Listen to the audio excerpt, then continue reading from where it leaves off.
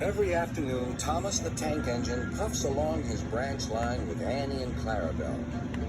First, they pass the water mill. Next, they come to a big farm. Then, they can see a bridge with a village nestled either side of it. This is a special place. Whenever children hear Thomas coming along, they stand on the bridge waving until he is out of sight.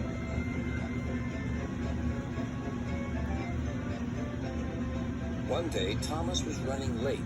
He had stopped at the signal before the bridge to talk to some new children. Percy the Green Engine was waiting too. "Hurry up, Thomas," called Percy when the signal dropped.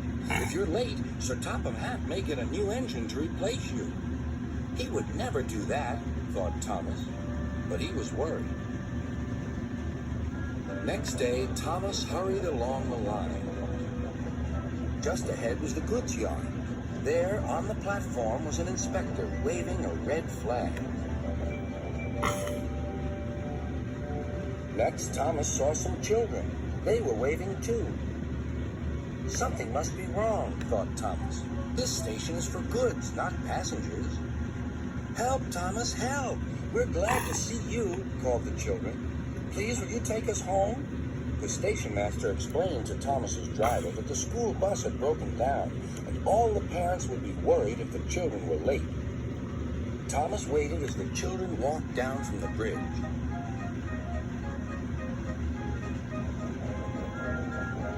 Then he took the children to the next station where Bertie was waiting to take them home. When Thomas finished his journey, he was very late. He was worried that Sir Topham Hatt might be cross with him. "I warned Thomas," puffed Percy to James. "He's been late one time too many. He'll be in trouble now." But next morning, when Thomas picked up his passengers, Sir Topham Hatt was nowhere to be seen.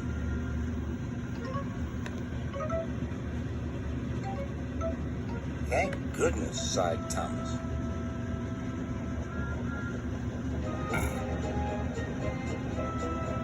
Thomas knows every part of his branch line.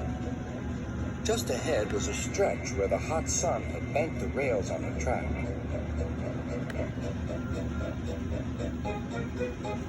"Careful, Thomas," called his driver, but it was too late.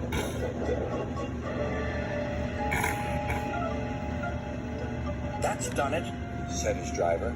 "We shan't get any further today." "But what about my passengers?" asked Thomas. "Don't worry, they'll be looked after," replied his driver. While workmen repaired the line, Thomas had to shunt freight cars in the yard. Bertie came to see him. "I understand you need my help again." "Yes, Bertie," replied Thomas sadly. "I can't run without my rails." Bertie set off to collect Thomas's passengers.